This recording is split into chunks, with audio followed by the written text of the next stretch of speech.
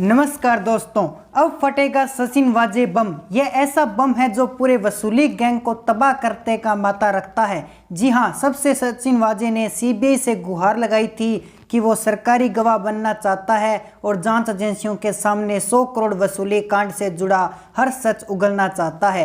तब से ठाकरे सरकार में हड़कंप मचा हुआ है। तब से उद्धव ठाकरे से लेकर एनसीपी चीफ शरद पवार सबके होश उड़े हुए हैं और अब तो उन्हें जोर का झटका लग गया है, क्योंकि सीबीआई ने भी सचिन वाजे के इस अपील को स्वीकार कर लिया है।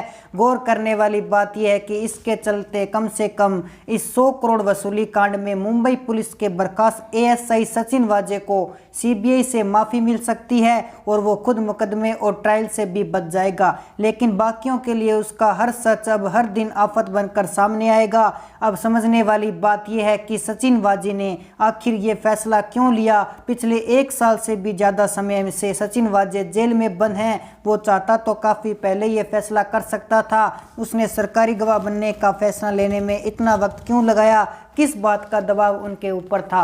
सचिन वाजे दरअसल जब मुंबई पुलिस से फेक इनकाउंटर के चलते करीब 16 साल तक सस्पेंड रहा था, तब वो शिवसेना में शामिल हो गया था।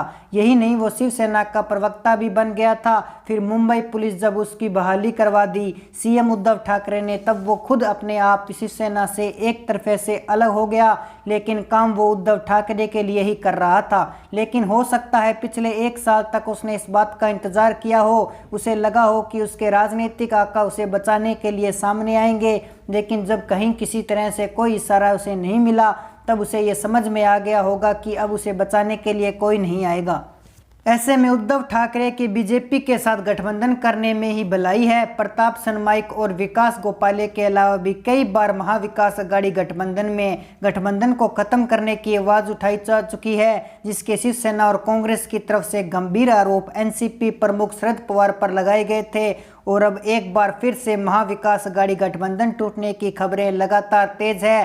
शिवसेना के नेताओं की बयानबाजी के बाद उद्धव सरकार में पड़ी आपसी फूट जाहिर हो चुकी है और बीजेपी नेता नारायण राणे द्वारा जून 2022 तक उद्धव सरकार गिरने की जो भविष्यवाणी की गई थी, उसमें प्रोग्रेस होती हुई भी दिखाई दे रही है। बीजेपी नेता राय साहब दानवे शिवसेना के 25 से ज़्यादा विधायक को बीजेपी में शामिल होने का दावा भी किया था। दानवे की तरफ से साफ कहा गया था कि शिवसेना के 25 से ज़्यादा ऐसे विधायक हैं जो उद्धव ठाकरे की नीतियों और मुख्यमंत्री उद्धव ठाकरे के रवैये से नाराज चल रहे हैं और शिवसेना के ये 25 विधायक किसी भी वक्त भारतीय जनता पार्टी का दामन थाम सकते हैं।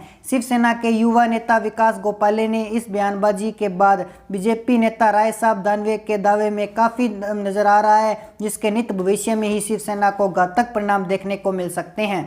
ऐसे में महाविकास अघाड़ी गठबंधन टूटने और उद्धव सरकार गिरने के प्रयास लगातार जाने शुरू हो चुके हैं। इसके अलावा उद्धव सरकार में पूर्व गृह मंत्री अनिल देशमुख 100 करोड़ रुपए वसूली कांड को अंजाम देकर जेल की सलाखों के पीछे जा चुके हैं। उसके बाद उद्धव सरकार के दूसरे मंत्री और एनसीपी प्रमुख शरद पवार के दाएं हाथ माने जाने वाले नवाब मलिक टेरर फंडिंग के आरोप में जेल की सलाखों के पीछे पहुंच चुके हैं। इसके बाद काफी ज्यादा बवाल महाराष्ट्र की राजनीति में हुआ और प्रताप के बाद अब शिवसेना के एक और नेता ने महाराष्ट्र की राजनीति में लेटर बम फोड़कर जबरदस्त धमाका कर दिया है, जिसमें एनसीपी सुप्रीमो शरद पवार को शिवसेना का सबसे बड़ा दुश्मन बताया गया।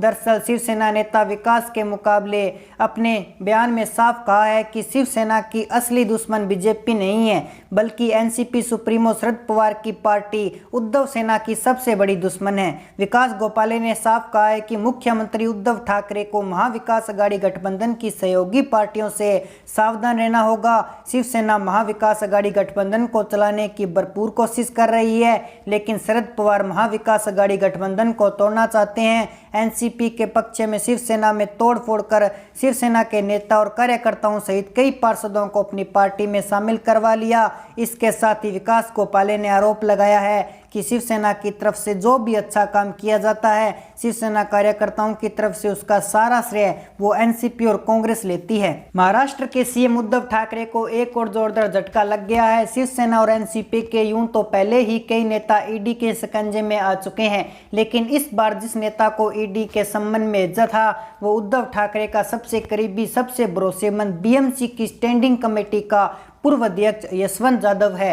ईडी ने यशवंत यादव को सम्मन भेजकर पूछताछ के लिए तलब किया है। ईडी फेमा के तहत उनके विदेशी निवेश की जांच पड़ताल करेगी। मार्च महीने में जब यशवंत यादव और बीएमसी के कई ठेकेदारों पर इनकम टैक्स विभाग ने छापा मारा था और यशवंत यादव की अवैध संपत्तियों का खुलासा हुआ था, उस वक्त यशवंत यादव और ठेकेदार बिमल अग्रवाल के बीच की सांठगांठ भी सामने आ गई थी।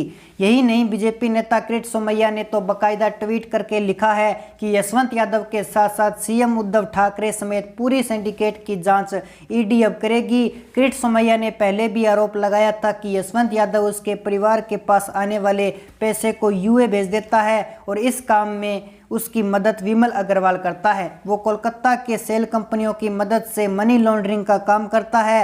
हाल ही में इनकम टैक्स विभाग ने यशवंत यादव की 41 प्रॉपर्टियों को जब्त कर लिया है। तो दोस्तों, ऐसे में आपकी जो भी राय है आप हमारे कमेंट सेक्शन में ज़रूर बताएं। साथ ही हमारे चैनल को कर लीजिए सब्सक्राइब ताकि हमारे नए अपडेट्स आप तक पहुंच सके। जय हिंद, जय भारत।